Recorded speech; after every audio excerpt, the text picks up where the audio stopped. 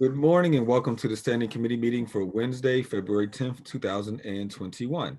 Council will continue to meet virtually until further notice. Meetings can now be viewed live on the City Channel and live streamed on YouTube. Our first order of business is public comment. I would like to remind all speakers that the rules of council state that comments are limited to matters of concern, official action, or deliberation, which are or may be before City Council, and profanity will not be permitted. Once I read your name and you present yourself, you will be given 3 minutes. Our first speaker is Aikuhana Halmaukina.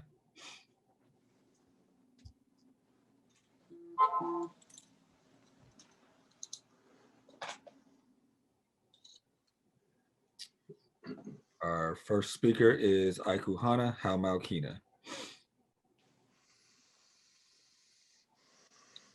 And I do not believe she is with us this morning. And that does exhaust our registered speakers list, which moves us on to our standing committees agenda. Would a clerk please take the roll? Reverend Burgess, Mr. Coghill, Ms. Gross. Here. Mr. Cross. Here. Mr. O'Connor. Here. Mrs. Kel-Smith. Ms. Strasburger. Here. Mr. Wilson. Here. Mr. Lavelle, Chair. Here. 6 members present. Thank you. We're going to go a little out of order this morning because one of our directors cannot be here for the entire meeting. So we're actually going to begin with our Human Resources Committee, which begins on page 6 for members. Our first new paper is Bill 1117.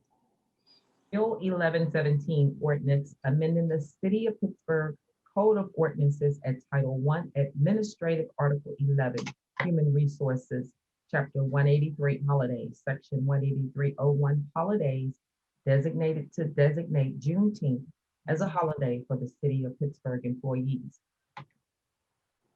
Motion to approve. Second. Any discussion? Seeing none, all those in favor say aye. Aye. Any opposed?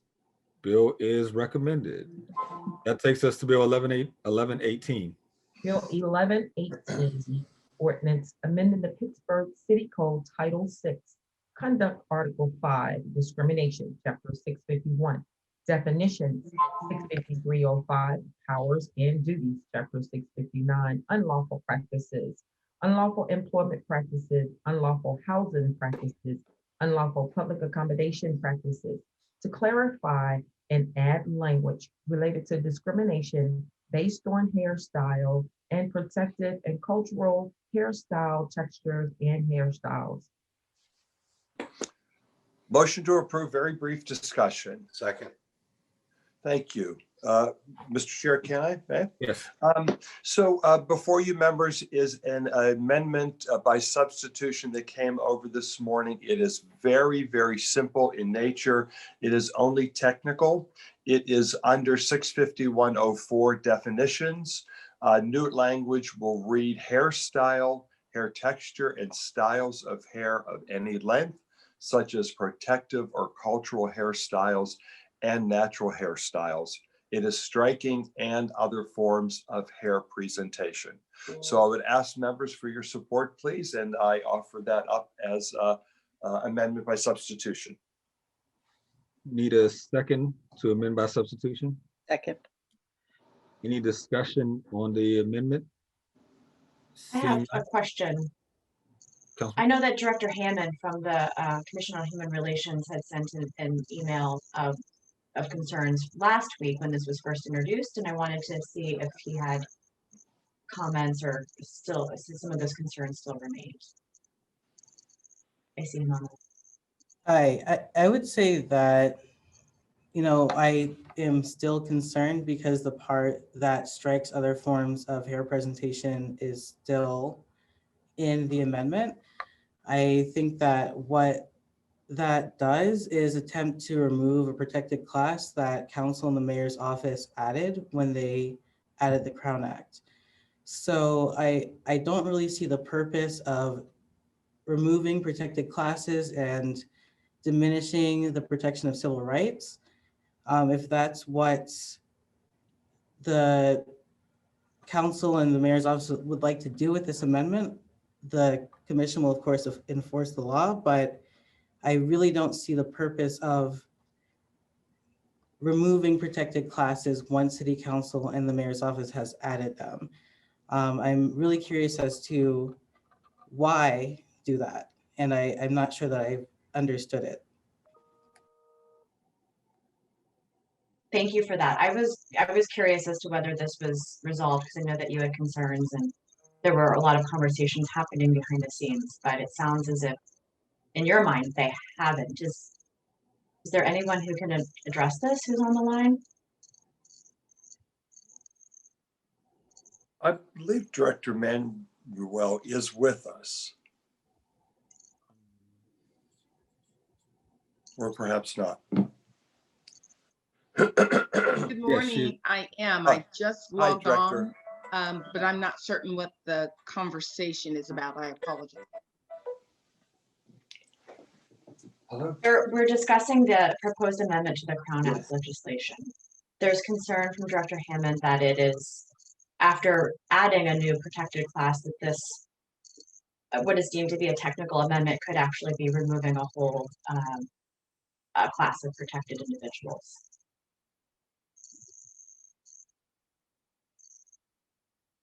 And so your point of question to me is, am I in support of what Director Hammond is stating, or do I also have the same point of concern? Do you have the same point of concern? I see Chief Powell here as well. So I'm just looking for clarity. I'd like us to be able to reach some sort of consensus if we're voting on this today. Okay, I will defer to Chief Powell and then I'll chime in after because I know that she has some information from the administration side. Thank you. I appreciate it. Thank you, Director, and thank you, Councilwoman.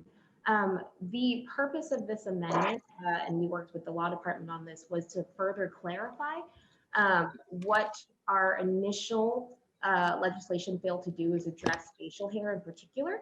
We want to make sure that we are looking at protecting any styles that pertain to facial hair as well, that wasn't clearly defined within the initial legislation, as I said before. So this is really just to clarify to make sure that we are hitting the targets that we want to and protecting folks who are wearing their hair for cultural religious reasons. And again, further clarifying so that there isn't any confusion for folks who may want to, who think that they may be protected under this when the spirit of the legislation isn't exactly targeted for them. And this is Director Manuel, just to echo what Chief Powell had stated. The whole purpose, again, of the clarification is not so much to exclude or have some form of discriminatory action against a certain protected class. Cities that have implemented this respective Crown Act has done the same thing that the city of Pittsburgh is doing currently with the clarification, just to make sure that when it is rolled out, that all parties involved have that basic understanding of the true purpose of it. And that is to make sure that there isn't any harassment or any discriminatory actions taken against individuals regarding their hairstyle. But it is for the true purpose of clarification as well. Thank you. If I can just add on, I think that some of the things that the Crown Act protects were already protected. So religion is already protected. So hair related to a person's religion is protected. Race is protected, which means hair related to a person's race is protected. A lot of the Crown Act was clarifying that people are protected. But what the Crown Act added, whether or not the mayor's office or city council intended, was to protect all people's hair. And so what is happening now is that looking back and seeing, well, we wanted to make sure that certain religions were protected. We wanted to make sure that certain races were protected, that we are clarifying. But the only way that civil rights works is if all people are protected. So protecting all hair will still mean protecting all facial hair, religious facial hair, cultural, ethnic facial hair, racial facial hair. Protecting all facial hair means all facial hair is protected. I don't know what is lost by protecting all people's facial hair. I really don't. I would love to understand what is lost by making sure that all people are protected. Let me just ask, was there a specific concern from the law department or from someone else around the additional phrase and other forms of hair protection? Is someone able to answer that?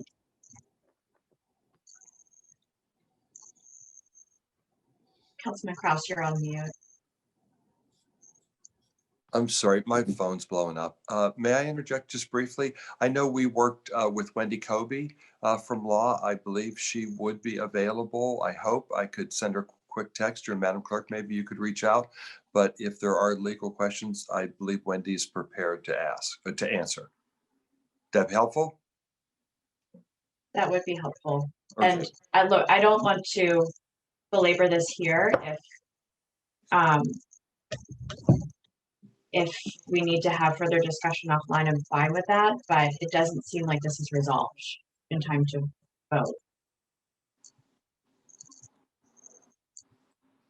So, I mean, I'd be happy to make, Councilman, this is your committee. I don't want to step on your toes, but I do want to see if it makes sense to your mind, if in your mind, if we need to hold it 1 week, discuss further, or if we can resolve this by next Tuesday.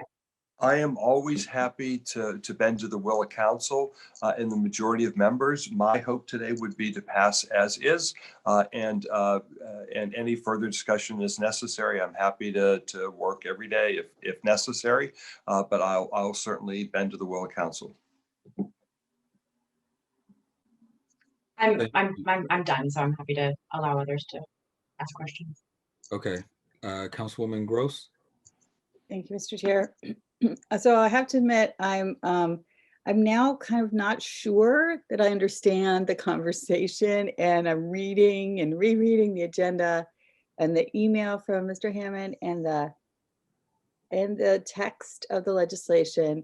And it's kind of being hard for me to follow. So I'm inclined to wait a week to make sure that I understand, because I'm not sure that I'm clear on the concerns. And so I don't feel confident voting this week when it seems that we could hold another week. And I appreciate Councilwoman Strasburger kind of raising this up so it highlighted for me that I guess I wasn't completely 100% following the concerns. So thank you very much. And I would be amenable to, again, waiting another week so I could be sure that I understand the language changes and the implications of the language changes. Thank you.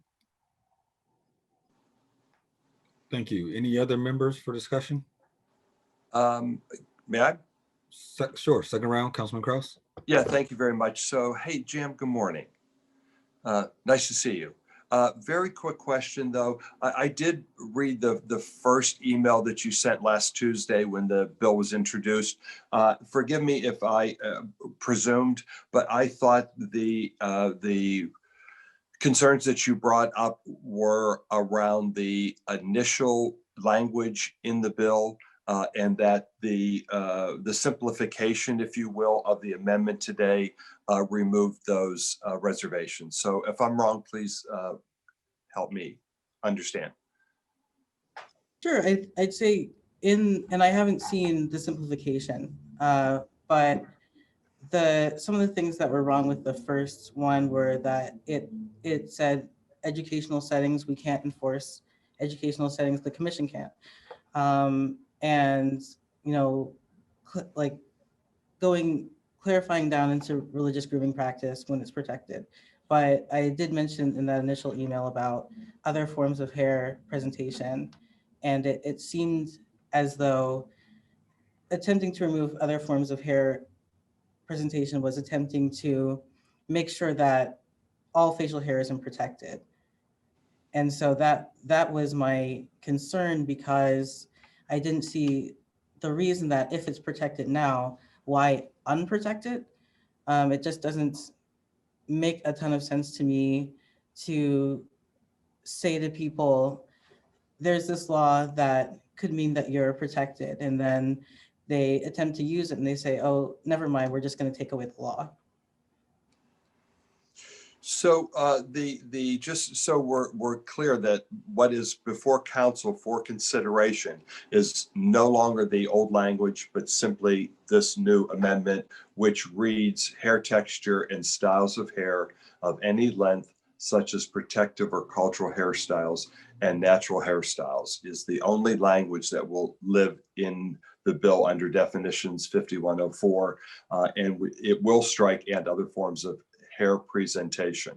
Director Manuel, can you help me to understand HR's point of view? I hate to say that, your understanding of the implications of having this language live within our HR department.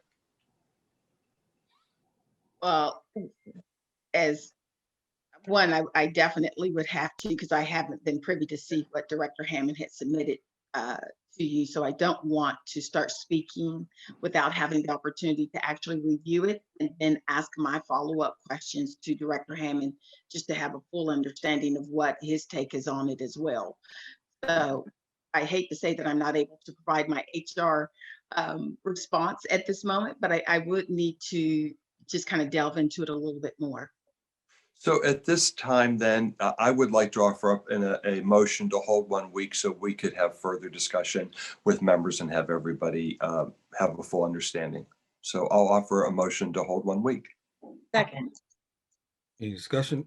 All those in favor, say aye. Aye. Any Thank you very opposed? much for being here this morning. Thank you all. Thank you, Council. Bill will be Thank you. held 1 week.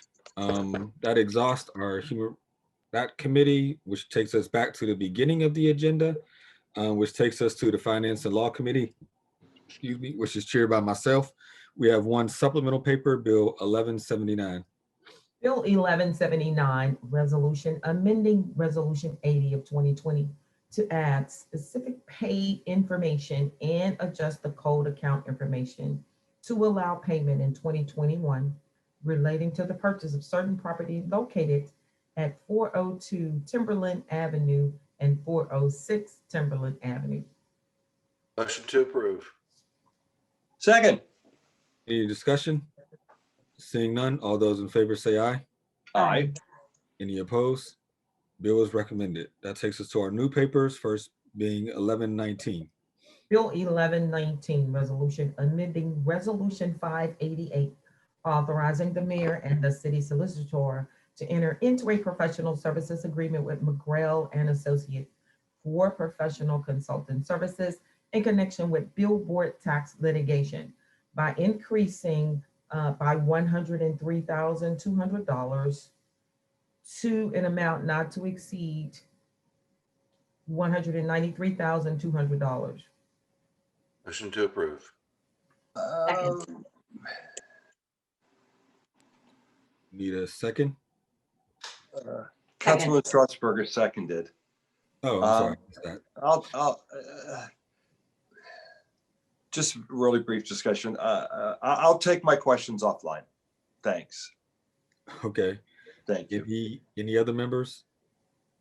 Seeing none, all those in favor say aye. Aye. Aye. Aye. Any opposed? Bill is recommended. Let the record reflect, we've also been joined by Councilwoman Strasburger and Councilman Coghill. Council President Smith, excuse me. It's the mustache. I'm confused with Coghill. Bill 1120. Bill 1120, resolution authorizing pursuant to Chapter 210 of the City Code, the mayor and director of the Department of Public Safety to accept a donation from Steeler Charities for $40,000 to be deposited into the Public Safety Support Trust Fund. Motion to approve. Second. Any discussion? Seeing none, all those in favor say aye. Chair, I'm Aye. sorry, Mr. Chair, it's me causing trouble. I'm reading the legislation, and is this just kind of an open-ended gift? Does anyone know? It just literally says, accepting it to be deposited into the Public Safety Support Trust Fund. And sometimes donations are more directed. Sure. We have Chief Schubert with us. Morning, Council. Yeah, I can answer that. We've had a partnership with Pittsburgh Steelers for quite a while, and Marquise Pouncey for the Steelers has been a true advocate for community engagement, especially with our inner city youth. For the last 4 years, he's provided opportunities for police officers and youth to go to the Steelers games, where we would get that opportunity to connect and have a meal and watch the game as a group, and other things that he has done. But this year, he, in addition to doing what we could do during the COVID pandemic, wanted to donate 20,000, and the Steelers Social Justice Fund matched the other 20,000 for a total of 40,000 to give us an opportunity with the Pittsburgh Police to engage with the youth around the city. So it will be used for community engagement under our community engagement office. I think I appreciate that discussion. I think that's very helpful for the public to understand the work that you're doing. You're welcome. Councilman, Thank you. Council President Smith. thank you. I just want to ask, I know that I see a lot of times the group that Cornell Jones has and the group violence folks are with the kids, taking kids to the Steeler games. Is that where this money comes from and the tickets come from?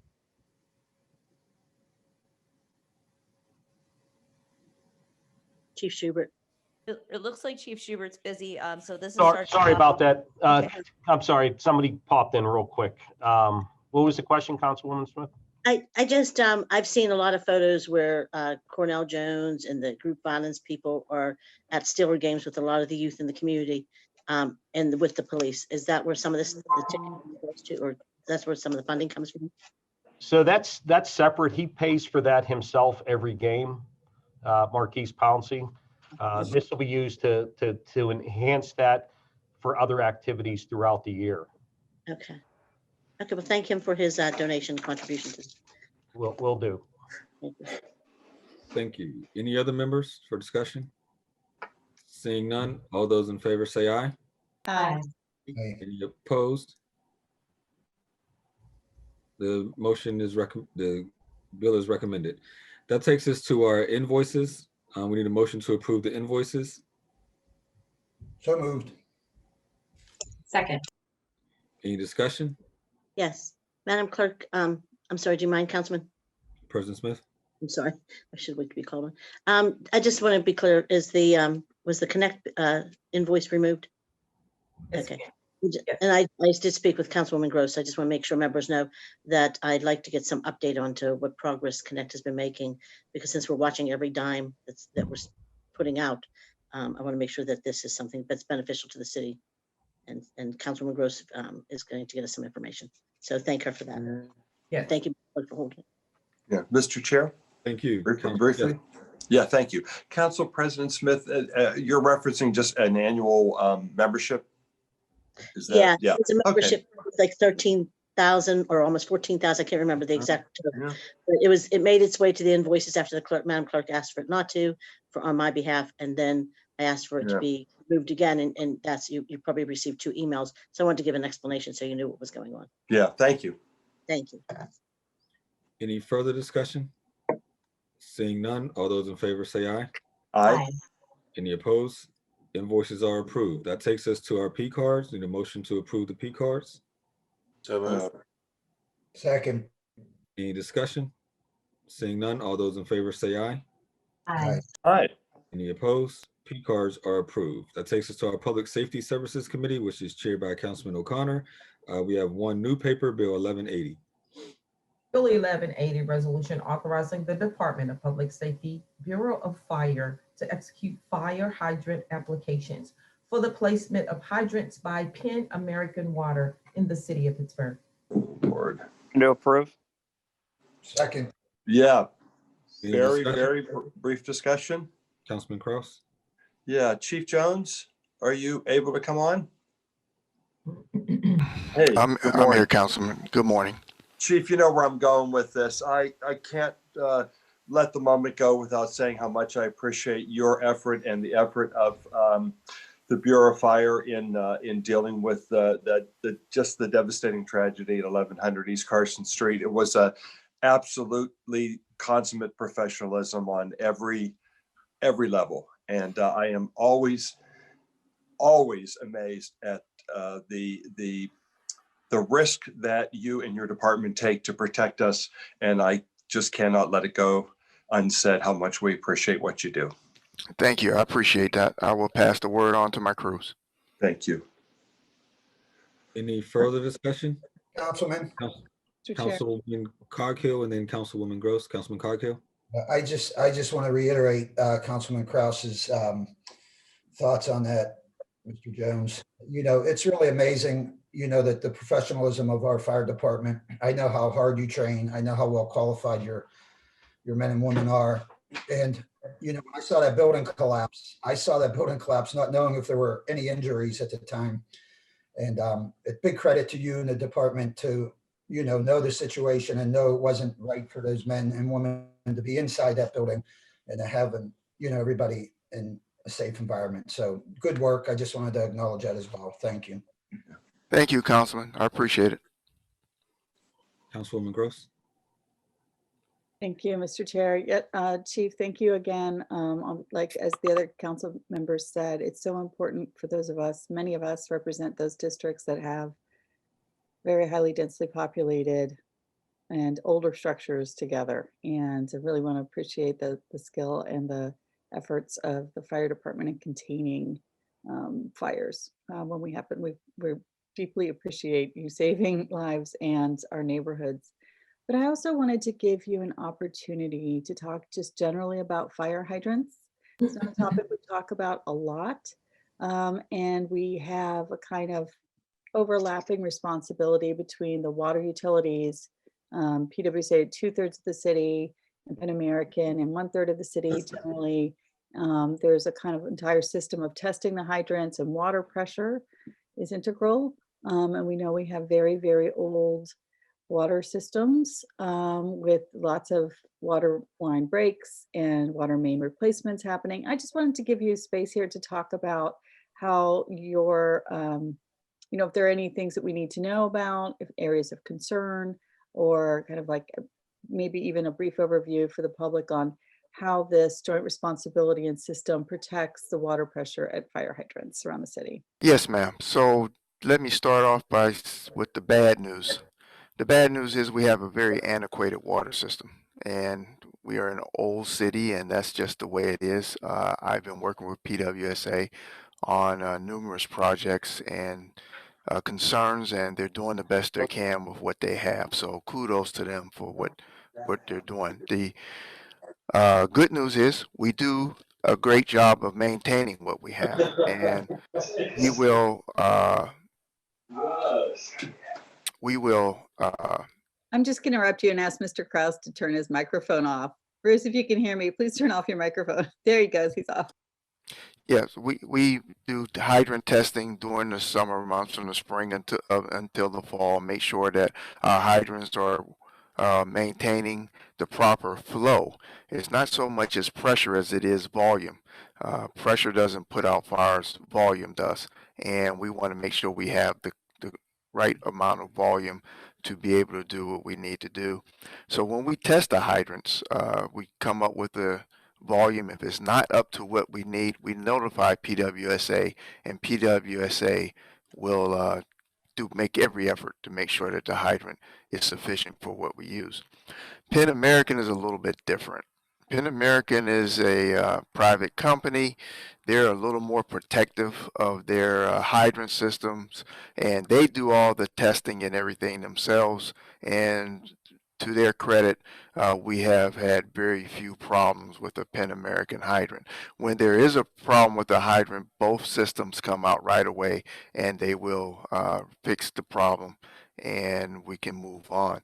This particular ordinance is because there was an area in the West End that does not have any hydrants, one street, and we're trying to. This was brought to our attention by Pan American, and Pan American said they're getting ready to do some work there, can we put some hydrants there and how many do we want? I sent my battalion chief over to do an analysis. He recommended 2 hydrants. Penn American sent the application for the 2 hydrants. The application requires a signature and has some legal terminology that was above my responsibility and authority to sign, and referred it to the law department, and the law department said this had to be done by resolution, is what brings us here today. So with that being stated, we this is not new. We have many times where we've brought hydrants and replaced hydrants. This time, some of the legal boilerplate was cause for concern. So we do this often. Thank you for that overview. It's really important to all of our safety, and appreciate the work that it's not just when there's an emergency, the work that you all do. So on a daily basis. And there's some unbelievably high number of fire hydrants in the city. I can't remember how many thousands there are. Well, there's hydrant is usually spaced 1,300 feet apart. So there's no one building more than 650 feet from a hydrant. That's the general rule. That's excellent. Thank you so much for your overview. That's all I have, Mr. Chair. Thank you very much. Any discussion from other members? Council President Smith? Thank you. Sorry, I can't come in late and then I keep talking. I apologize. But I don't know if anyone mentioned the passing of Joe King, and I just want to offer our condolences, Chief, to you and to the entire Bureau of Firefighters and the entire Department of Public Safety. He's done a lot that a lot of people benefited from in the entire city and beyond, far beyond, that came as a direct result of what he did on behalf of the firefighters. So I just want to, I told somebody a story yesterday. I'll wait till the end of the meeting to tell the story, but I waited 12 years to tell the story because I held it in for so long, but it was some advice that he gave me a long time ago. So I just want to offer our condolences and just say to members that we are working with the firefighters union and others and the administration to be a part of and to help in any way that we can. That's Thank you. Thank you very much. Greatly appreciate it, Councilwoman. Thank you. Any other members? Seeing none, all those in favor say aye. Aye. Any opposed? Bill is recommended. Thank you for being here, Chief. Thank you. That takes us to our deferred paper, Bill 145. Bill 145, ordinance, amending ordinance number 36 of 2019, amending and supplementing the Pittsburgh Code Title 6, Conduct Article 3, Dogs, Cats, and Other Animals by repealing Chapter 639 in its entirety and adding a new Chapter 639, Crocodilian Species and Red Ear Sliders, prohibiting the keeping, sale, exchange, adoption, exchange, or transfer of such animals in the city. Motion to hold 2 weeks. Second. All those in favor say aye. Aye. Aye. Any opposed? It will be held 2 weeks. That takes us to Bill 1121. Bill 1121, resolution authorizing the mayor and director of public safety to enter into a project agreement with Fuse Corp to host 3 executive fellows for 12 months at no cost to the city. Motion. There was a motion to approve. Need a second? Second. Second. Any discussion? Seeing none, all those in favor say aye. Aye. Aye. Any opposed? Bill is recommended. That takes us to our Public Works Committee chaired by Mr. Coghill. First new paper is Bill 1109. Bill 1109, resolution granting unto Community College of Allegheny County their successors and assigns the privilege and license to construct, maintain, and use at their own cost and expense an existing set of historical stone steps at 915 Ridge Avenue in the 22nd Ward, 1st Council District. Motion to approve, Mr. Chair. Second. Any discussion? Seeing none, all those in favor say aye. Aye. Any opposed?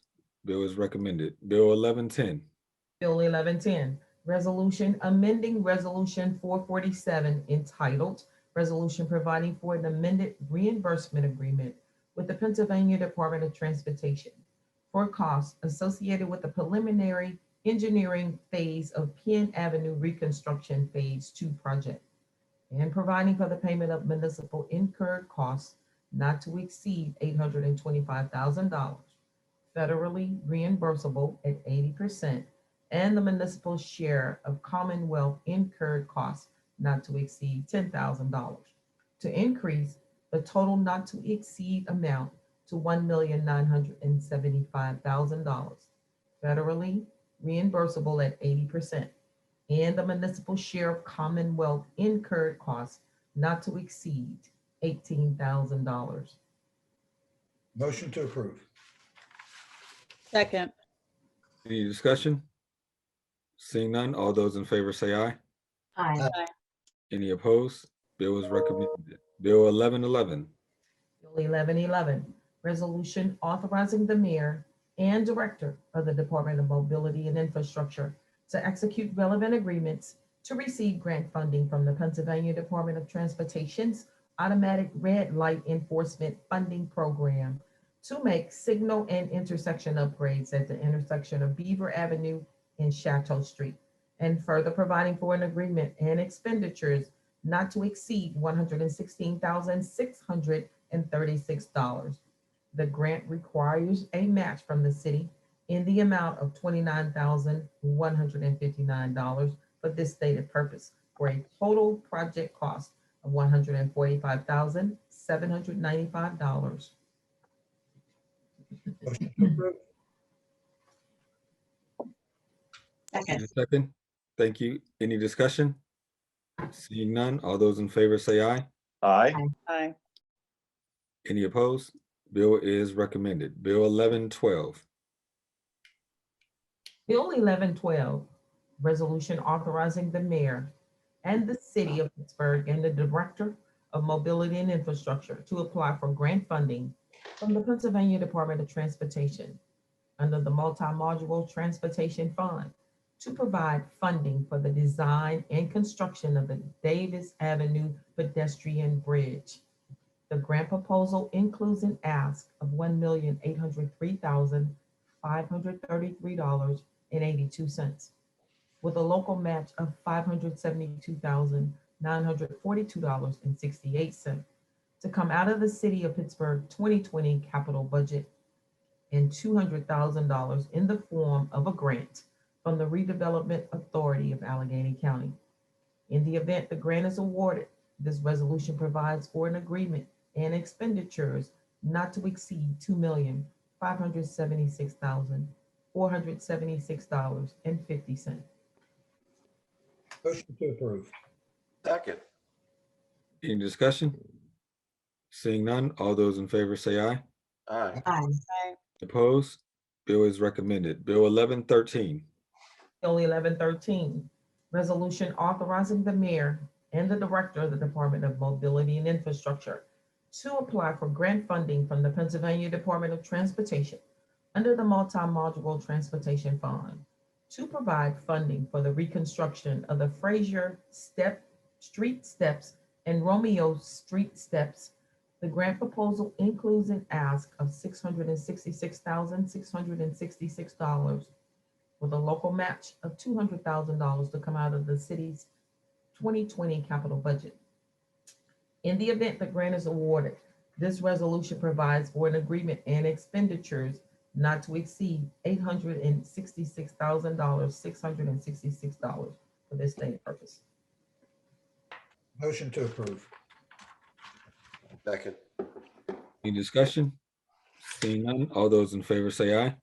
Aye. Aye. Any opposed? Bill is recommended. Bill 1114. Bill 1114, resolution authorizing the mayor and director of the Department of Mobility and Infrastructure to apply for grant funding from the Pennsylvania Department of Transportation under the Multi-Module Transportation Fund to provide funding for sidewalk construction, curb reconstruction, street and pedestrian lighting, and small retaining walls on Irvine Street between Greenfield Avenue and Berkowitz Street, Lewis Playground. The grant proposal includes an ask of $840,000 with a total match of $356,452 to come out of the city's 2019 capital budget. In the event the grant is awarded, this resolution provides for an agreement and expenditures not to exceed $1,100,000 $196,452 for this stated purpose. In the event of an award, funds will be transferred to ramp public sidewalk. Motion to approve, Mr. Chair. Second. Any discussion? Seeing none, all those in favor say aye. Aye. Any opposed? Bill is recommended. Bill 1115. Bill 1115, resolution further amending and supplementing resolution number 855 of 2011 entitled Adopting and Approving the 2012 Capital Budget, the 2012 through 2017 Capital Improvement Program by decreasing two Alton Field concession stand projects by a combined $30,000 and adding 25 Carrot Avenue Project Dairy District Pavilion property acquisition in the same amount. Motion to approve. Second. Second.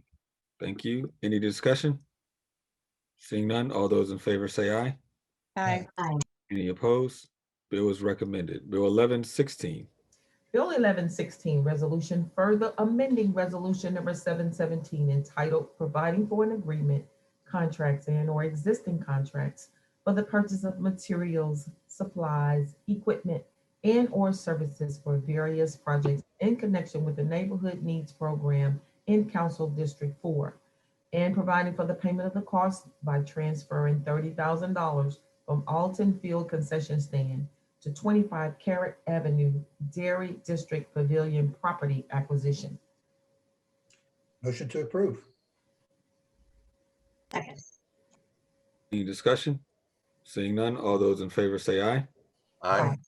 Any opposed? Bill is recommended. That takes us to our Land Use and Economic Development Committee, which is chaired by Councilman Wilson. First new paper is Bill 1122. Bill 1122, resolution further amending resolution number 768 entitled Adopting and Approving the 2010 Capital Budget, the 2010 CDBG Program, and approving the 2010 through 2014 Capital Improvement Program by adjusting various line items in conformance with City Council's 2010 capital budget amendments by reducing Birmingham Foundation by $176.74, increasing Birmingham Foundation Brashear Association by $176.74, and authorizing a subsequent agreement. Motion to approve. Second. Any discussion? Seeing none, all those in favor say aye. Aye. Any opposed? Bill is recommended. Bill 1123. Bill 1123, resolution further amending resolution number 772 as amended entitled Resolution Adopting and Approving the 2013 Capital Budget, 2013 Community Development Block Grant Program, and approving the 2013 through 2018 Capital Improvement Program so as to reduce Falk School United Way Program by $2,000, increase Boys and Girls Club of Western Pennsylvania by $2,000, and authorize a subsequent agreement.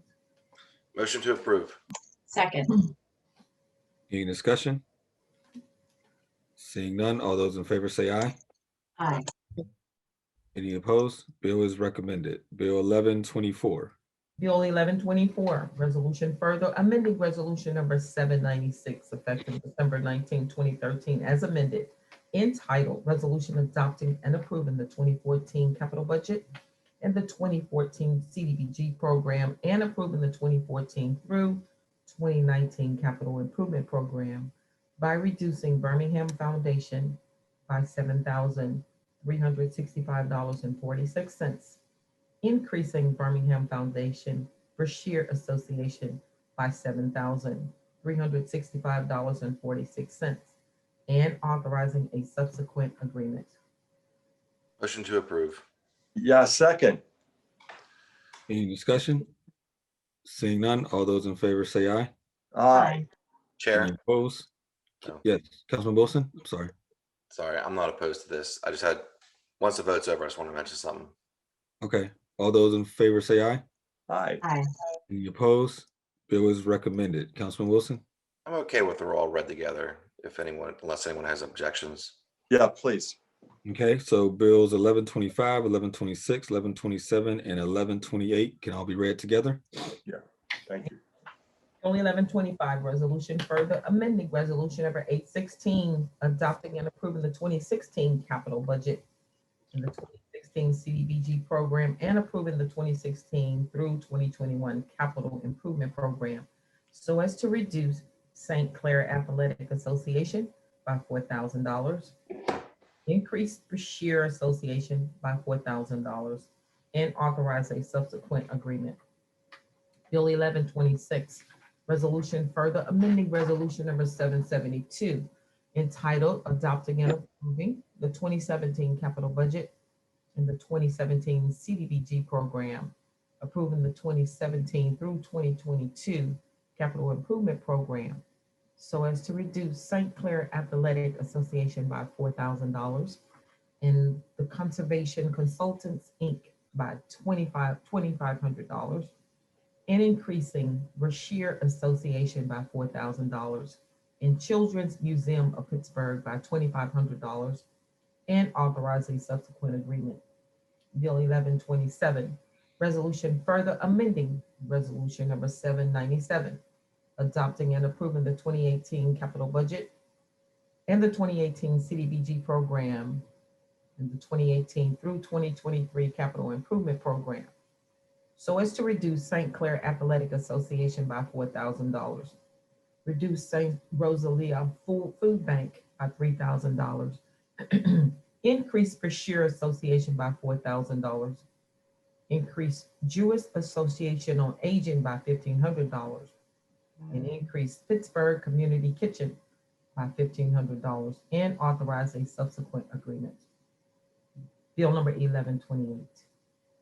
Resolution further amending resolution number 863, adopting and approving the 2019 capital budget and the 2019 CDBG program and the 2019 through 2024 capital improvement program, so as to reduce St. Clair Athletic Association by $4,000, Department of City Planning by $5,000, and Public Safety Zone 6 by $2,500, and increase Brashear Association by $4,000, and Brookline Christian Food Pantry by $7,500, and authorize subsequent agreements.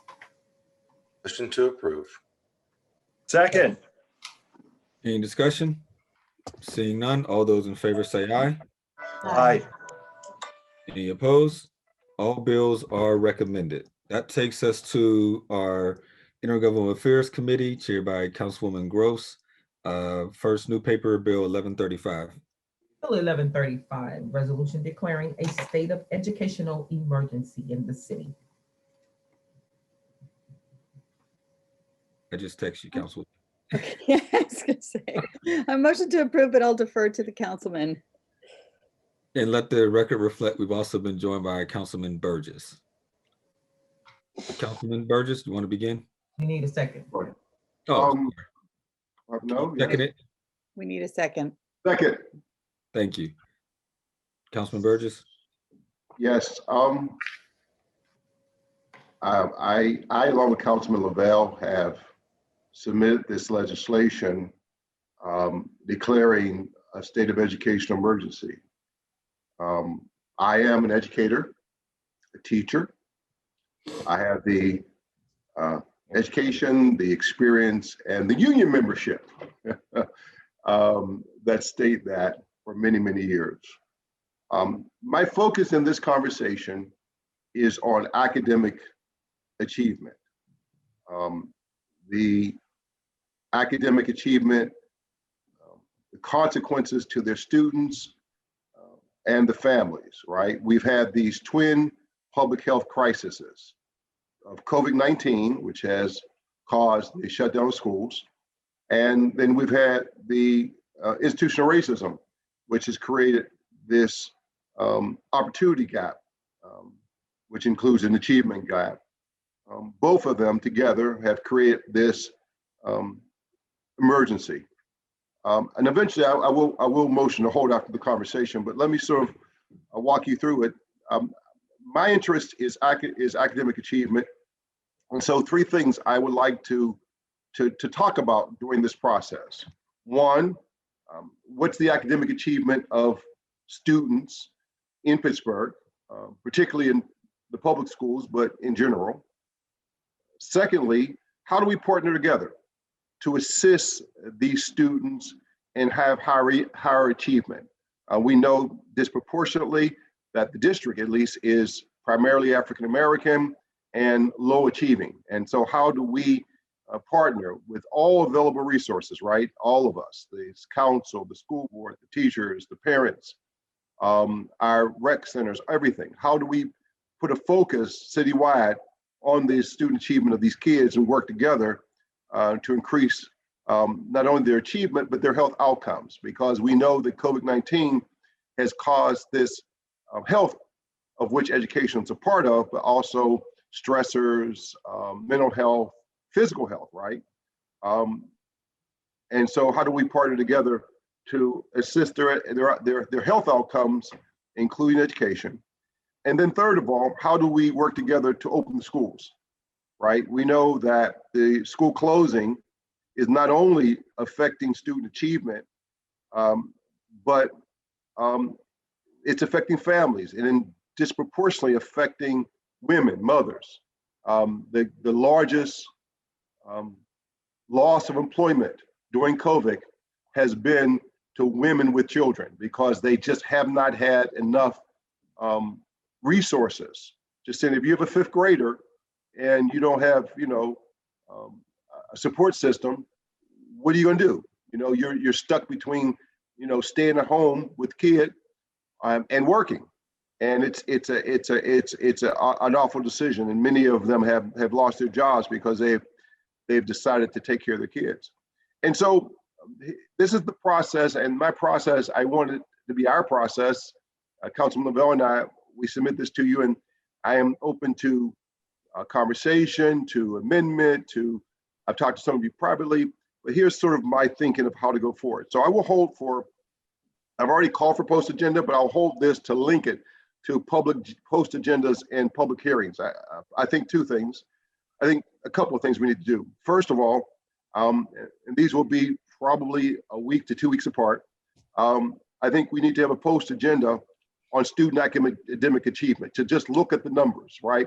If you look at the PSSA scores, if you look at the Keystone scores, if you look at any external evaluation of achievement, African-American students are doing extraordinarily poorly before the COVID-19, before the pandemic.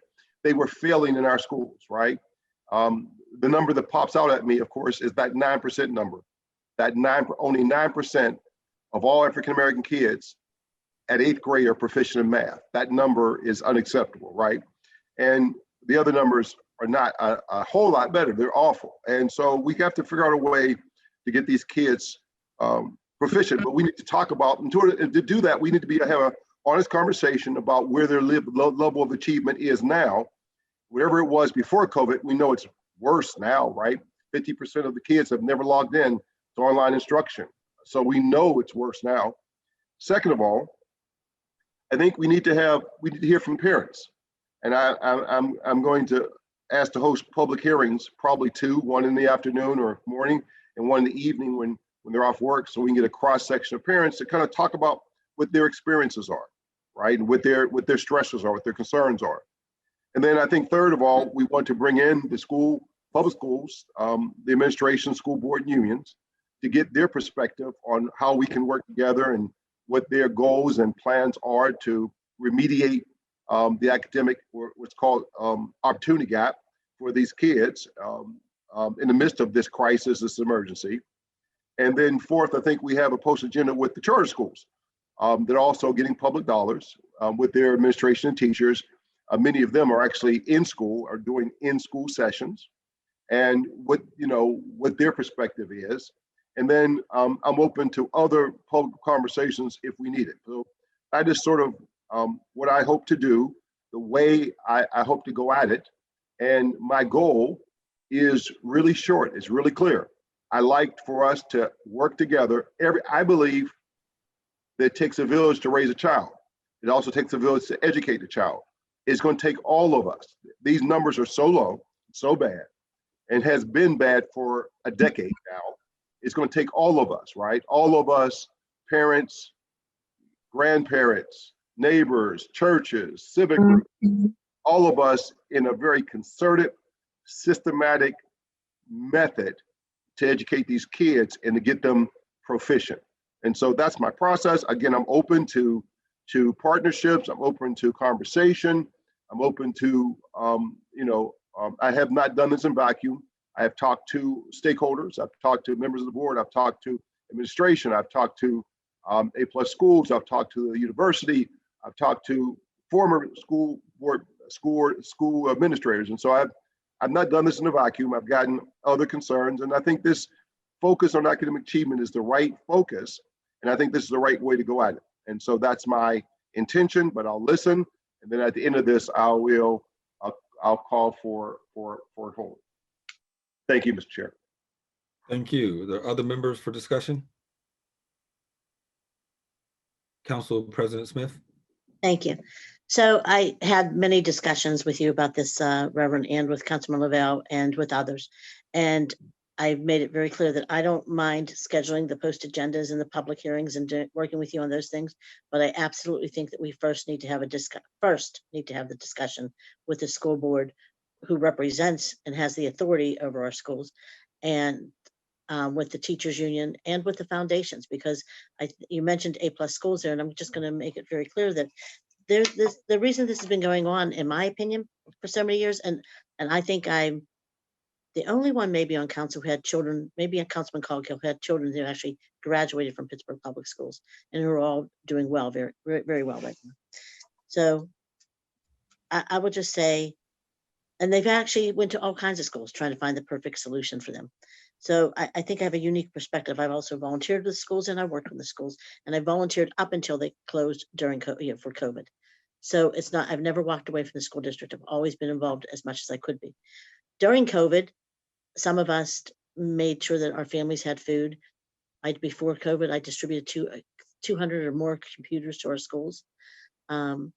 Working with organizations like Salt Save Life Today and Computer Reach, and with the district itself before I was elected. So I think I've done a lot to help people through the COVID crisis and to not poke at people and to not attack people. I've always found the best way to work with people is to sit down and talk with them and tell them what our concerns are, if people are willing to listen. I mean, sometimes people aren't, but I do think in this case, the district is willing to listen. I think that they have reached out, they have expressed dissatisfaction in the way that we've gone about this, because they represent the district. And I think that, I want to say, Reverend, I absolutely agree. There's something needs to be done. I've been saying this for a long time. It's how we formed the Education Commission, which could have some power if people come together. But when you mentioned A+ schools, they are funded by the foundations. It was a spinoff from an organization created by then Councilman Salahuddin and Mayor Tom Murphy. And foundations had a lot to say back then. And it seems like there's been a battle between these groups and the teachers union for a very long time. And our teachers, I'm just going to say this, we have some, just like our public safety department, and our teachers, we have some of the best in the country. That doesn't mean that there's not a reason that we should be sitting down. We should all be sitting down together and figuring out how that expertise can benefit our kids. We should figure out what our role is as a city and how we can make sure kids are having after school programs and meals and resources. We should work with the county to figure out how we can make sure social services, which is their jurisdiction, are reaching the actual needs of our community. Because I think that is one of the biggest issues right now is there's $2 billion from the county for social services. But yet, when I've asked for my district in particular, some of the programs that were offered on the county level just a couple of years ago, it was a list of open CYF cases. Well, if we did the programming on the front end, we wouldn't need the CYF cases on the back end. So I think that there's a lot to say, and there's a lot of us working together, but it doesn't begin and end with us laying down a gauntlet and trying to have a meeting I think it begins with us having a conversation with the district and with the county and with other stakeholders. And I think it has to be everyone coming together. But if it's absence of the foundations and the teachers union, then we're just beating the same old drum. We're doing nothing. We're going to yield no results. I know a lot of people want charter schools, but charter schools are not held to the same standards. It's not fair. The comparison is just absolutely not fair. The Jack Wagner, when he ran, said the funding formula on the state needs to be changed, and I agree with that, because it's not that anybody wants to attack charter schools or that anybody wants to attack public schools. We want to make sure that the children all have the same opportunity for success, and that only happens when the funding is right and they're held to the same standards. You can't compare unless they are, because you're going to get different results. So with that said, I'm going to say I'm happy to schedule the meetings. I'm happy to work with you. I'm glad that you want to have this conversation. It's a conversation I've been having for a lot of years. But I think that it's going to start and end with that first meeting being scheduled. That's all I'm going to say, out of respect to the people that have been doing this for a long time. If I can just, the only thing I, if you don't mind, can I just suggest two things? Is in publicly, I had, before introducing this legislation, counter to what has been said in the media, I absolutely reached out to the school board, number one, and to the superintendent, number two. And number three, I have no problem with having conversations, but I do think there's a need for a public conversation as well as some private conversations for follow-up. So I will follow, I will work with everybody to do whatever it is, however they want to proceed. I'm not hostile. I don't think I've been hostile, but I also think we have to come to a common understanding that African American kids are failing in our school system. Until we make that clear, accept it and own it, right? Not the school. I'm not saying whose fault it is. They say it's poverty. I'm not going to argue. There's many causes, but we have to come to a consensus that for the last decade, African American kids are disproportionately failing in our school system, and that's before COVID, right? The numbers are abysmal. So I think if we start there, then we can have a good conversation about, okay, this is a crisis. These kids aren't doing as well as they need to, right? How do we all work together to help the kids learn more? And I think that's what we all want. I don't think it's a racial thing. I think every parent wants their kid to learn. I'm a parent. My kids are grown now. I made the decision, although my taxes went to public schools and I support public schools. I used my own resources to send my kids to Christian schools. My kids have graduated from the same schools my wife and I graduated from, as you know, and your brother taught me. So, and I look at my children. I think I made the right decision personally for their education. But I have spent my career, half of my career, working with the public schools, providing after-school programming and working with kids. And so I'm committed to kids. I just think we need to start with an open conversation of this current crisis our kids are in, both emotionally and educationally. I'm talking too much, but that's what I think. So can I respond back to that? Sure. Councilman Lavelle, I just want to say that I hear everything you're saying, and I do think that our schools need some help. They definitely need some help. And I don't know that that's their fault. I think a lot of it is things that the services are not reaching the families that they need to reach. I think that's a large part of it. But I think it feels hostile when we put the legislation on the table and not have those conversations publicly with the people that we need to have, and privately that we need to have with some of them. And that starts with our school board and our teachers union and our superintendent and the administration. There's a lot of people that need to come to the table. When we did the education commission, one of the reasons it did take so long was because so many people want to be at the table. Charter schools want to have a voice too. And there were charter schools that contacted me. There was even homeschool families that contacted me, said that they all want to be a part of this conversation because some people homeschool because they feel like they have no options in either. So I think that, because they feel like they could just provide a better educational experience for their children. So I think there's a lot of people that need to come to the table, but it's going to begin by us meeting with the school district, and then we can go from there. But I do think that that's what I'm going to advocate for, and I'll be happy to schedule and work with you on those things, as I mentioned, and as we mentioned during our conversations, as I mentioned earlier, after we have that conversation with the union and with the board members and the superintendent in a respectful way. And I want to say, I do think you're right. There's a lot of children not succeeding in Pittsburgh Public Schools and beyond. And I think a lot of it also is how tests are administered and data is documented. So in my district, Dr. Nedley lives in our district, and she was Governor Rendell's Director of Data Assessment and Accountability.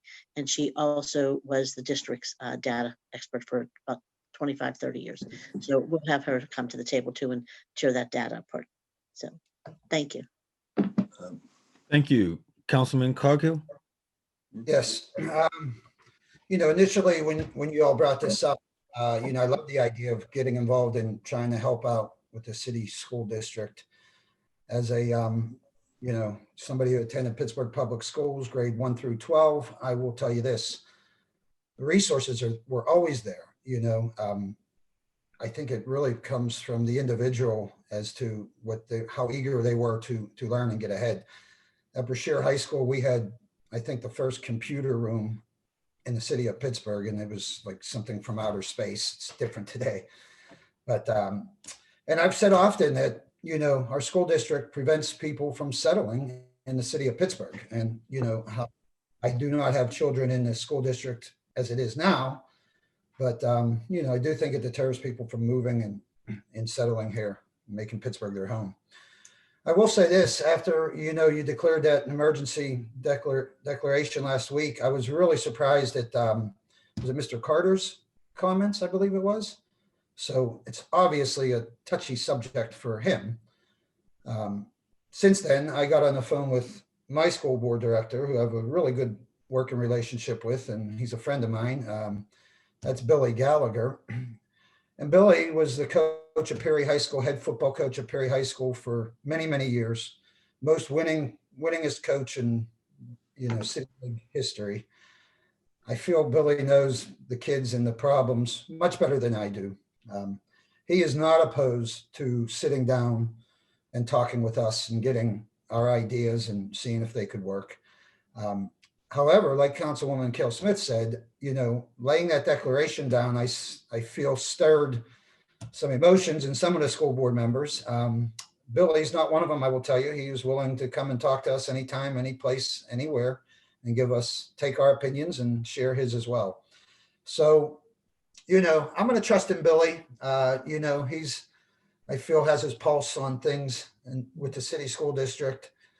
Cynthia Falls, my other school board member, who is now retiring, I don't think is going to be much very helpful to us through this. But yeah, so Billy's willing to sit down and talk with us. I'm willing to talk to him. I want to stop short of demanding they come to the table, I guess. And let's ask who wants to be at that table, and those who want to be there and want to hear our ideas, and let's have the conversation with them. Those who don't and take offense to it, they can stay home. So that's it for me. Thanks. Thank you. Any other members? Councilman Kraus?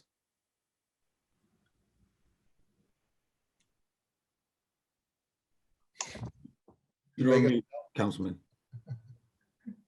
I'm telling you, it's just, why does everybody pick Tuesdays and Wednesdays from 10 to 12 to call council members about a myriad of issues? But they always do. And I'm like, you do get the rent council. But anyway, it's just been a very hectic morning. But to all members collectively, none of us are in disagreement with the state of affairs as it relates to education, equity, our city schools, and the impact that COVID has had on them.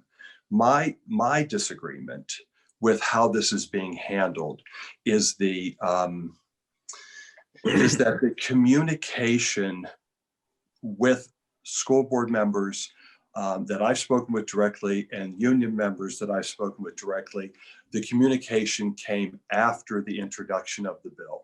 And Council President Smith and I, we've had extensive conversations about the style of which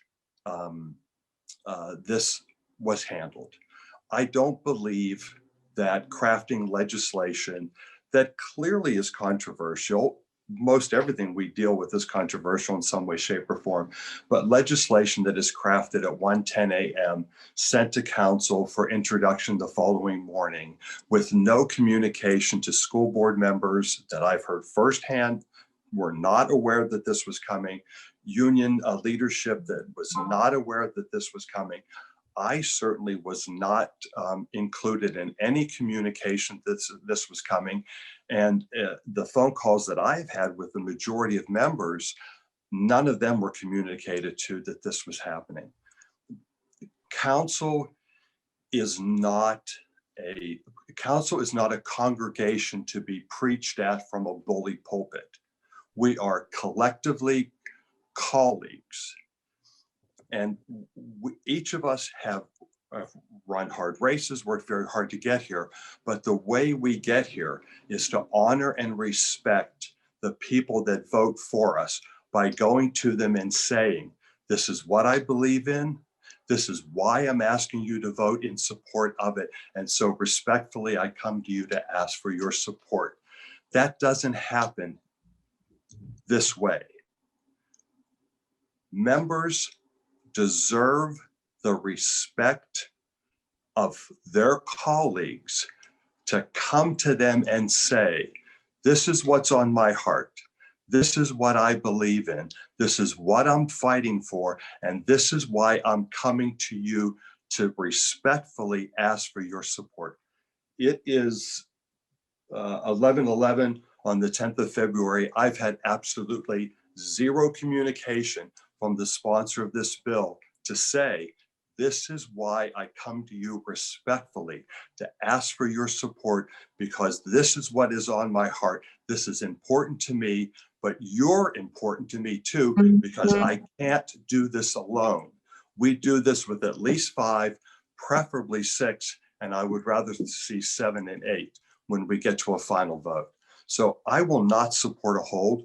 I think this was off the rails from day one. This is not the way to win friends and influence people. This is bully pulpit. This is preaching from a bully pulpit that only I know the way, I have the way, and you just need to come into compliance. That is not how this council works. I will support a table of this bill. I will not support a hold of this bill. And I will end my comments by saying that does not mean that I do not agree with the substance of this bill. It's the style by which it was introduced. I vehemently disagree with. Thank you. Thank you. Councilwoman Strasburger. Well, I was going to take it in a slightly different direction, and that is that while I echo some of the concerns that I've heard from fellow council members about the introduction of this bill and the way that we were starting to talk with school board members and PPS administration through the media, which is not how we want to be communicating. If this is the process by which we can drive toward what, in my mind, needs to be a singular goal of coming out of this set of post-agenda hearings and discussions, and for me, it's going to be an education on education, because I follow the issue, but have not delved in deep into the issue. We need to drive toward a longer term plan for collaboration. And that's not going to happen unless we can build relationships and build trust among all the people who need to be working together. Because I do agree, as opposed in opposition to what I think I've heard from some school board members, not all, but some, that any kind of effort to focus on education or to consider education as a part of the purview by council and by the mayor is encroaching on other people's space. I think it's the wrong way to think about it. But in order to be able to collaborate, maybe not always build consensus, but to collaborate on issues where we can and leverage resources, we have to build trust, and we have to build relationships. And honestly, I see some of that need here in council as well. So that is going to be my singular goal out of this, is to learn and also to build those relationships so that we can work together, because education is too much of an emergency right now. It's not to. That's all I have to say. Thank you. Any other members? If not, I want to chime in a little. because I will not vehemently, but absolutely disagree with Councilman Kraus, which doesn't happen that often. One, all members have an opportunity to introduce legislation anytime they so choose. And then we often go from there, discussing that legislation, lobbying one another about why we've introduced it, why we want their support. As an example, we just held your bill, Councilman, for 2 weeks around reptiles.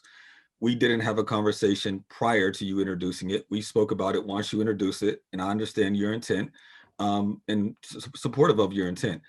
But that wasn't we didn't have a conversation before you actually introduced it. So I disagree there. I also want to speak to the notion of people's feelings, right? Because I was also told a couple days ago that this was out of line, by some who felt that way at the PFT, that this was disrespectful. And my response was, tell me exactly in the legislation what you feel disrespected by. Tell me in there what is wrong. Tell me in there what I accuse you of, which is we didn't accuse anyone of any wrongdoing. We weren't malicious. And if there's something in there that's incorrect, then you haven't it's understandable why you might feel disrespected. But if nothing is in there is incorrect, then what you shouldn't feel disrespected, rather you should feel alarmed the same way I do. For the record, Councilwoman Smith and others who feel this, we should have had conversations prior to introducing this. I did. I've had conversations all year long with school administrators, with my own principal, with other teachers about what was happening in Pittsburgh Public Schools. This is a public conversation that I've been having privately, at least for the last year. Prior to introducing and co-sponsoring this bill, I did speak with my school board member, well, one of them, I have two within my district, about what was going on and my concerns. I was then asked, had I read the Pennsylvania Human Relations Commission's report on our schools that was released last October? My response was no, I had not read it. They recommended that I actually read it. Upon reading it, I felt even worse about what was going on than what I already knew was going on. I already knew that my own two children, who are in Pittsburgh Public Schools, mind you, who I chose to send to Pittsburgh Public Schools because I do know there are great administrators out there. There are wonderful principals. There are some phenomenal teachers, which is why I chose to send my two children to the Pittsburgh Public School that they attend.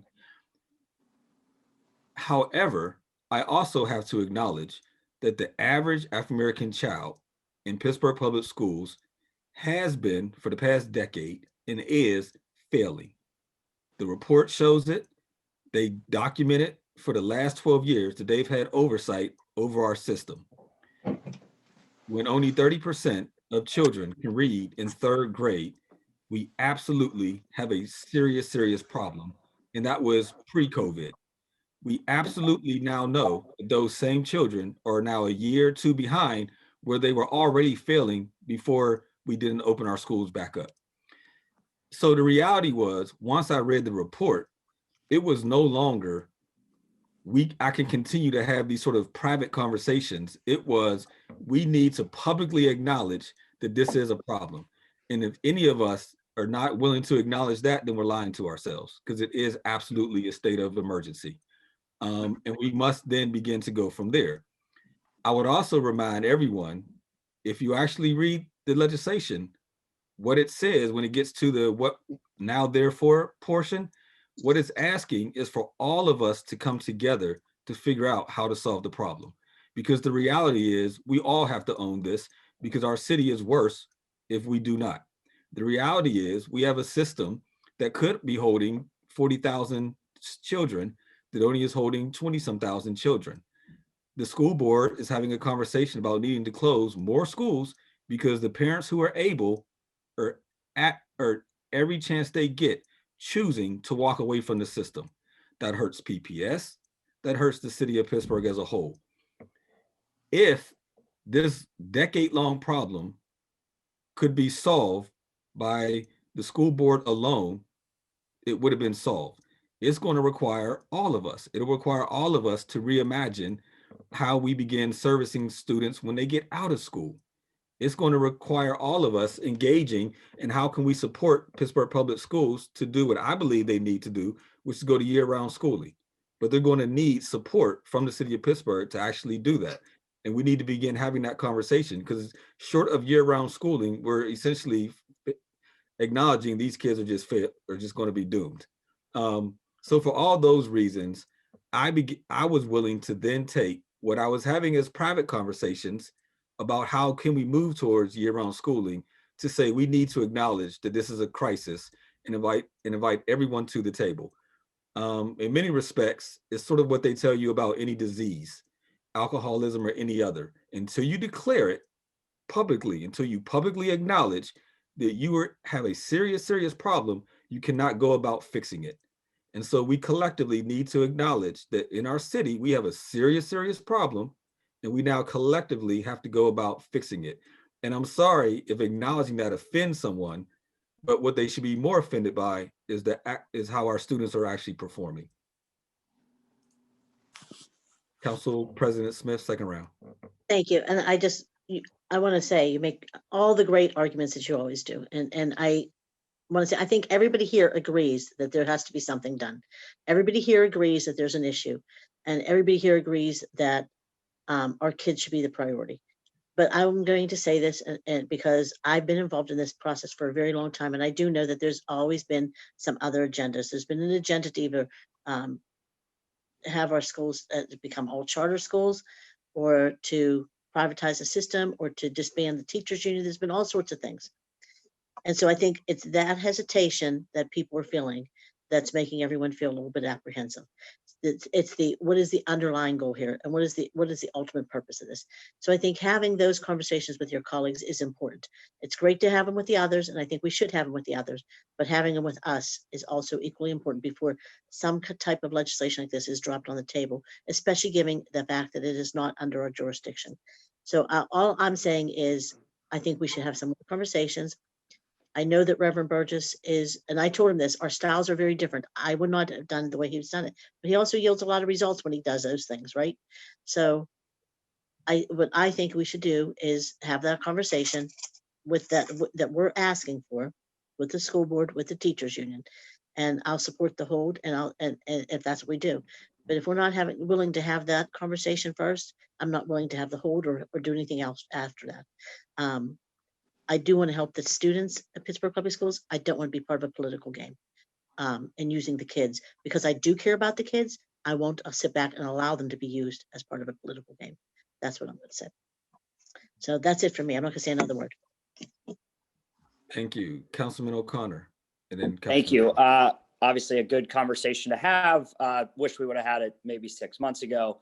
I think something that we haven't talked about, and having a education degree that I do and working with the schools a lot, our teachers have tried to get vaccinations and they still haven't.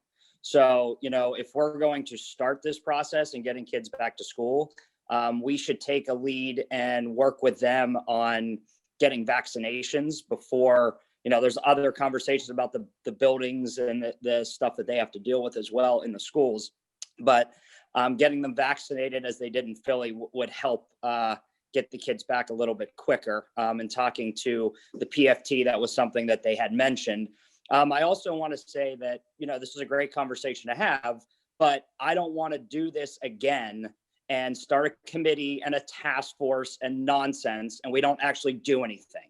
So if we're going to do this, let's make sure, and I caution everybody here, let's offer some things up. Let's offer some of our buildings for summer youth programs. Let's, possibly fund other projects as well. But, when we do this, we tend to have post agendas and public hearings, and that's great. And we come back and we set up a task force, and the task force hires people. The one person we hired when this first started eight years ago or whatever is still probably wandering the halls, because I don't think he knew what he was supposed to do. So when we do this, let's actually do it seriously and get in the schools, work with the school board, provide them with resources that they might need, and that might come out of our coffers too. So we also have to look at that in the future. But let's just not do this and then let it go away. I mean, if anything, if we're going to start talking about education, I think curriculum, talking about community schools, talking about giving teachers more of a right to freedom when they teach the kids. And also when you're talking about schools, let's put the kids in classrooms that actually look towards their strengths. I mean, some kids are visual learners and they're in classrooms where the curriculum's not set up for that. So, you know, I think if we're really going to get into detail, I'd love to have that conversation. So, you know, I'm looking forward to the post agenda public hearing. I think Councilman Lavelle, you know, having kids in the schools, you see it every day that the kids are home. So, you know, I think this conversation is going to be a good one, but let's also make sure we follow through and do something. It's one thing to say, oh, this is what we're going to do, but we actually don't do it. That's where people get frustrated. And that's where I get a little frustrated when we do things like this. So, thank you for the conversation, and I look forward to the post agenda.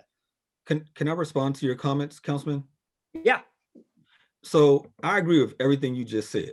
And I just want to stress, this is not about us just having a conversation for the sake of having a conversation. In one of my conversations with one of the administrators, when we spoke about what it would take to go back to go to school year round in the city of Pittsburgh, one of the things that was said to me was, you know, many of our schools still have no air conditioning, right? So while they agree that they actually need, these children need, in order to be caught, in order to catch up from where they are, they need intensive instruction over the course of this summer.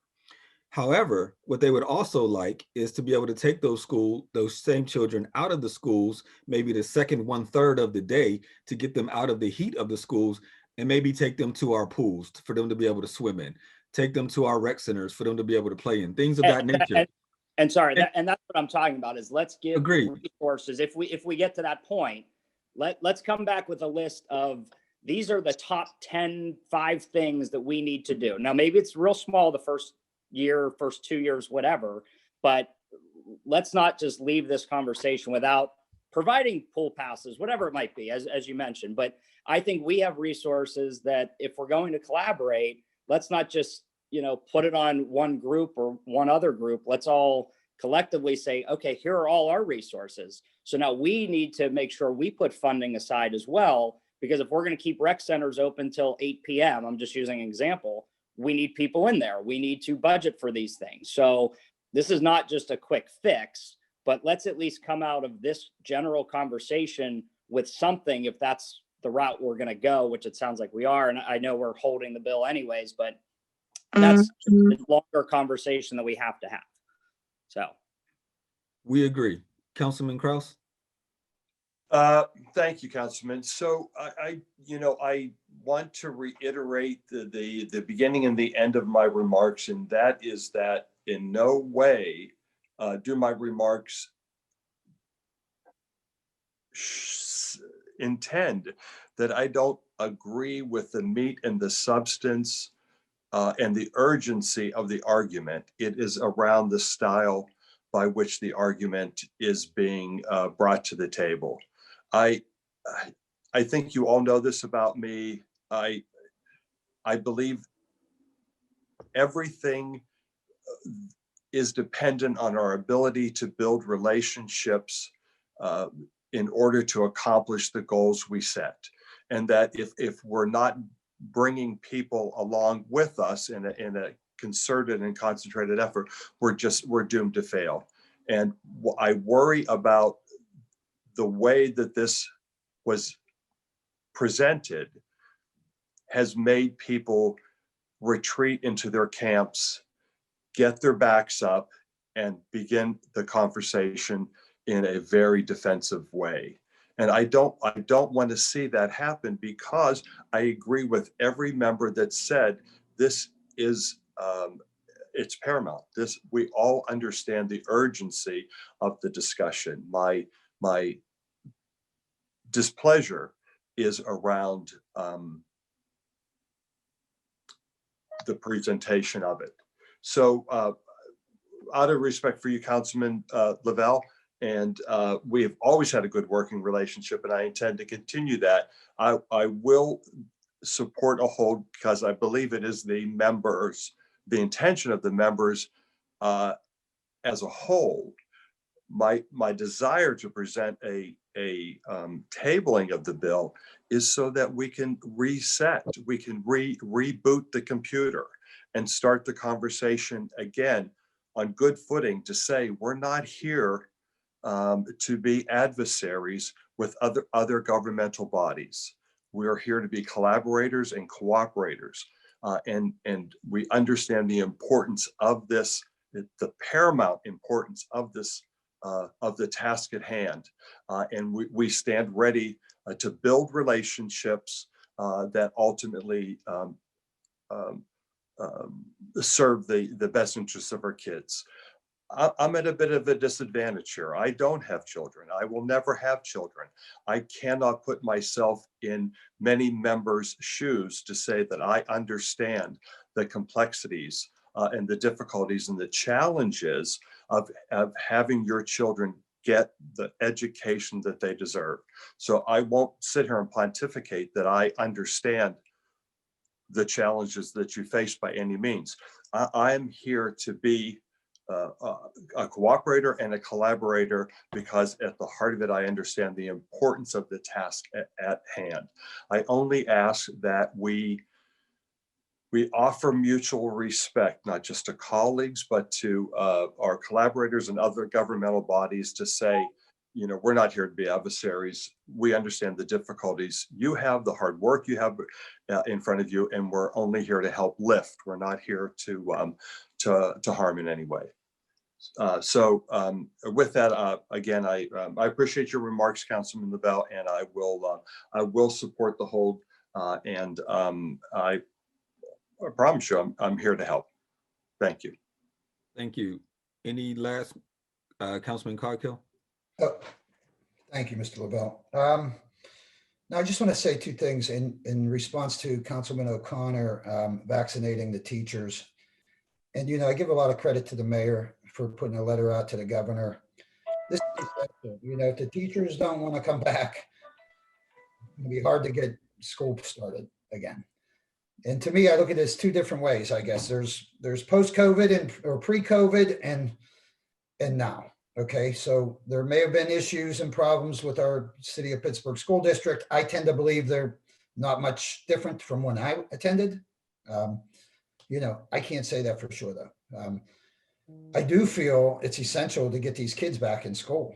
You know, I think it's more damaging for them to be out. I think the only way to do that is to get these teachers vaccinated so they feel safe in going to the school and teaching these children. So, you know, I just want to say, I do commend you, Mr. Lavelle and Burgess, to take this subject on. I really do. It's one that I want to be involved in.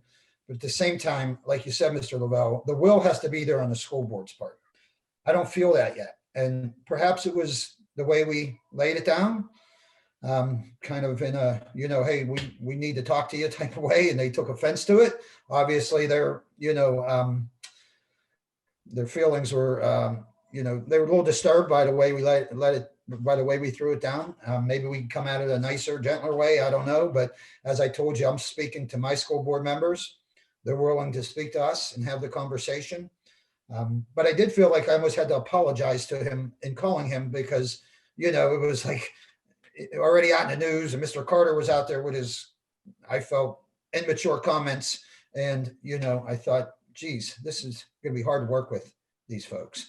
So I felt better after I talked to my board member, and I'm comfortable in talking about this. Again, I commend you for taking this on.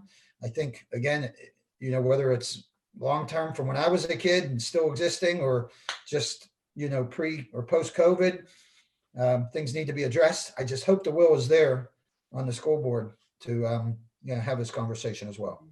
So thank you. Mr. Chair? Yes, Councilwoman. I just want to say also that I similarly last week I chatted with a school board director that my district almost entirely overlaps with, Devin Taliaferro, and it's always wonderful to work with her. We carved out just a few ways that we could work on things that were happening across all the neighborhoods that we represent together, and I just appreciate her making time and the willingness to talk. And I think that's I'm grateful for her work. I'm I'm eager to see how we can support each other as bodies of government because we serve the same people. And it's just important to remind ourselves in both bodies that we don't serve two different cities. We don't serve two different sets of families or kids. And so we have an opportunity to figure out better how to fill the needs that we see on both ends. So thank you all for all of your words. Chair. Thank you. Yes, Councilman Burgess. So I appreciate council support.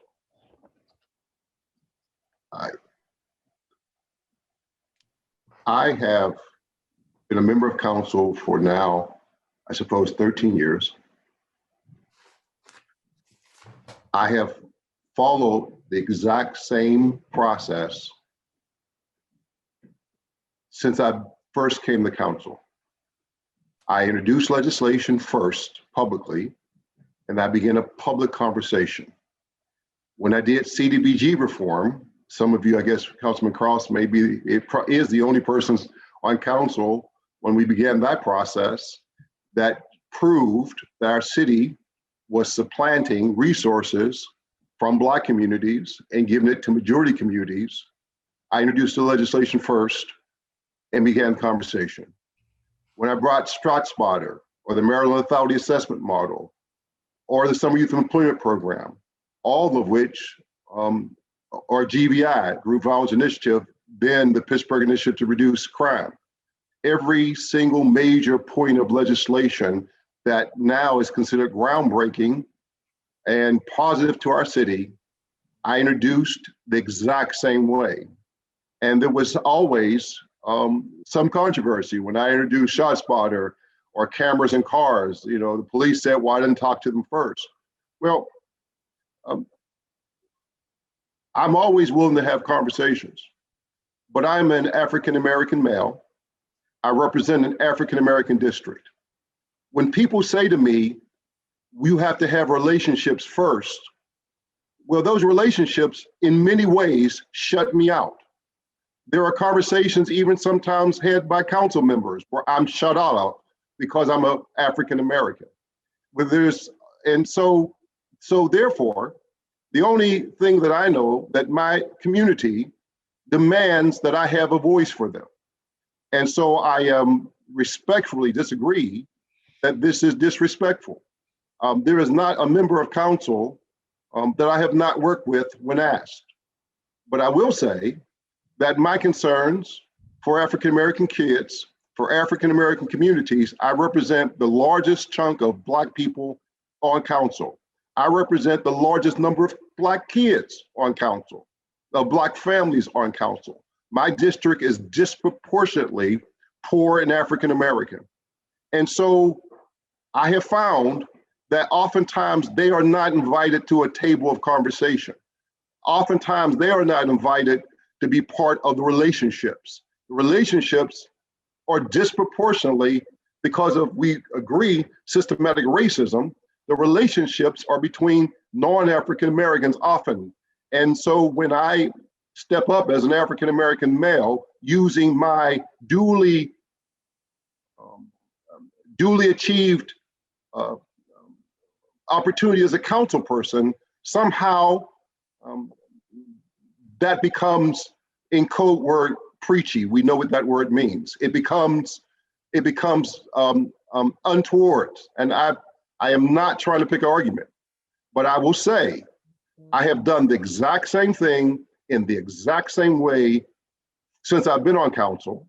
I will continue to do exactly what I've done because we've been able to do a choice home because of the way I do this. We've been able to bring money to for the first time, my community receives more resources than ever before. The only way I feel comfortable believing, really believing, having had experiences both publicly and privately, I believe a public conversation has to occur. I am not a fan of private conversations because I have seen in private conversations, the interests of African Americans are usually not primary. But I believe I really believe in the fair exchange of openness of ideas. I believe, that's why I'm a member of council. I believe an open public conversation changes things. That when we have an open and fair public conversation, we can really institute change. And I'm a believer in it. I don't apologize for being consistent for the last 13 years. This is what I've done. Every member of council can say that. This is how I do things. And I do understand that my mere presence on council sometimes makes people uncomfortable. I got that. I have experienced that most of my life. I don't apologize for being African American. I don't apologize for being somewhat assertive. The people who I represent are in a crisis situation. The children I represent are in crisis. I will do everything in my power to advocate for those families. These mothers are losing their jobs because they cannot work. They don't have the latitude to stay home. They have to leave their kids in sometimes alone. We are in crisis. I will say it, but I'm not hostile. I don't think the blame is any one party, and the solution is no one party. We have to all work together collaboratively. My process is collaborative, and so I don't think the process, or even, I realize it's not my process or what I've done. That's not the issue. It's personal, and I am sorry for that. I have said that this year I will try not to respond to these personal slights and these dog whistles that constantly are appropriated about me, but I will at least acknowledge them. Calling me preachy, even though I'm a pastor, is a historic dog whistle, and it has no place for this council. It has absolutely no place. It is on its face insulting and racist, and I will call it out when it happens. I will not attack, but if I am attacked and slurred, I will respond to it and acknowledge it. And I do not, but my process, our process, I have no intention on being adversarial. My interest is these children and these kids and these families. That is my interest. And so with that, I motion to hold for cablecast post agendas and public hearings. Need a second? Second. All those in favor say aye. Aye. Aye. Any opposed? The bill will be held for a cablecast public hearing and series of post-agenda meetings. That does exhaust our agenda for today. Thank you all for that wonderful conversation. We do have some meeting announcements. This afternoon at 1:30 p.m., Council will hold a cablecast public hearing on Bill 1048 as it relates to an historic designation of Mellon Park.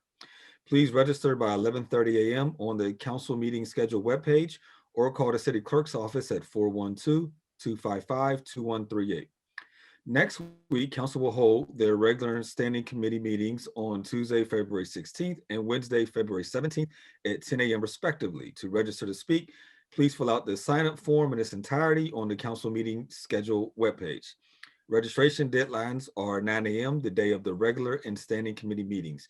You may also register to speak by calling the city clerk's office at 412-255-2138.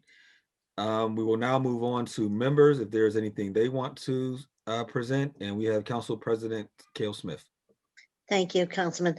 I just want to say a couple things. First, I want to talk about Joe King. I want to offer our condolences to his wife and to his extended firefighter family. I did talk to Ralph Sikora, Darren Kelly, and to the administration, and offered our chambers, if they would like to use it for anything, for service or anything. I've offered any way the council could be of some kind of assistance and some kind of help. If there's something that they need for the family, something that they need for the union, for their, as the members come and go, that we would all be willing to work and to help. And I told them, I said, I've had a story about Joe King that I've kept in for 12 years. When I first met him, it was when I was first elected. He was, of course, in council chambers, as he always was. And he walked up to me and he had this binder with him with all these codes, and it was like unbelievable to me. And he's showing me the codes, and he said, "Follow Peduto." And I said, "Excuse me?" He said, "Follow Peduto." I said, "That's not going to happen." he said, he said, "I'm just going to say he's the smartest guy here. Follow Peduto." He said, "Dad's smart too. But he's got a lot to learn about this place." He said, "But Peduto, he knows every bit of it." He said, "So follow him." And I said, "Yeah, that's not going to happen. It's going to take me a while to learn because that's not going to happen." So here we are 12 years later, and we're working within, walking next to Peduto, but not following him. But I will say that Joe King was right. He knew an awful lot about, the mayor does know an awful lot about the city. But I thought it was funny because at the time he looked at me, he goes, "I know about Luke. I know about all this stuff." But that was his advice to me. It was the only time he ever gave me any advice. And I kept that story in for 12 years because I didn't want anybody to know that that's what he said to me. So I finally told the mayor that story yesterday too. But anyway, he was a character. He was really tenacious in fighting for his union and making sure that he got his members everything that he could get, and from the city. And what the city wasn't able to give, he went on to the county and to the state and to the federal government. He never stopped advocating for his members, and a lot of people don't realize what they enjoy today came from a direct result of his advocating for his members, but it also trickled down to other members and to other unions and other employees in the city and beyond. So I want to offer our condolences again to the family, to his wife, and to his extended firefighter family members. But I also want to say that in the city of Pittsburgh is a sad day. It's a sad day to know that Joe King won't be calling anybody or getting involved in some way, but he really did teach his members a lot to carry on. And I think that he's taught Ralph and Darren and others amazingly well. I mean, they know so much, and a lot of that came from him. So I just want to acknowledge him and thank him for all that he's done. And on Tuesday of next week, we'll do a moment of silence for him. But I've also offered that maybe we could do something in chambers with the firefighters. If the family didn't want to use it for their own use, maybe we would do something when the time is appropriate to recognize him and the city can honor. And with that said, I just want to talk just briefly about this conversation about the school district. I just want to say, I hear everything you're saying. I hear that there's a lot, it is discriminatory. It is terrible the way that, we see our kids struggling, and there is a direct impact to the city, and moms do want their kids to go back to school. And I think it was 150,000 women have lost their jobs during COVID. And I think that Councilwoman Strasburg and Councilwoman Gross brought that up a few weeks ago, and it's been horrible. But when we're talking about being a voice for single moms, the school district now is predominantly African American and is predominantly women. Single moms, a lot were single moms. So we can't say we want to be a voice for people and then at the same time silence the voice once they get into an elected position, instead of supporting their efforts and saying how we can help them. So I just want to say, I know that you have good intentions. I know that there's things you want to do, but I've been down this road with the district for many times, for decades, where I've seen people, it's like people just can't wait to pick this whole thing apart. And I'm not saying that we shouldn't be doing some things with them. I absolutely think we need to be involved. I think we should have been involved a long time ago, but I also don't want to disrespect the people that were elected to represent those areas. Any one of us could run for school board. That's what we chose to do. So we all chose this position instead. So I think we need to use this position and to work with people. I think we need to remember who did run for school board. That's all I'm going to say. Thank you. Thank you, Councilman Coghill. I just wanted to end with this. I too have a great desire to help kids, especially kids I feel were in the position I was in, not much money, no resources to go to college, but at the same time, we have to give them hope. Partners for Work is doing some really great things. I did a Zoom call with the Westinghouse Bulldogs last week, Rev. Okay. First thing I did is remind them how we beat them in the city championship in 1982. I said, we call them the puppy dogs. I said, I thought they were the puppy dogs, but no, I would encourage, because there are ways other than sitting down and arguing with the school board. There are ways we can be involved. This is one way I chose. Partners for Work, they kind of just put me in front of the class, the entire, all the teenagers there. And I told them my story and how I wasn't really much different from them. And they had some other people there. And I want to encourage, the other council members. I told them that I would work on you all so they can hear your story and you can encourage them in whatever way you can. So outside of, again, the tit for tat with the school board and everything else that goes with that, we can all help out and we can jump in there and do what I did. I felt really good. I was so nervous speaking to these kids, I can't even tell you, but yeah, it was really good. I think they really appreciated hearing our stories. And I would encourage others to get involved in that way. Thanks. Thank you. Any other members? Seeing none, we need a motion to approve the minutes and adjourn the meeting. So moved. Second. All those in favor say aye. Aye. Aye. We are adjourned.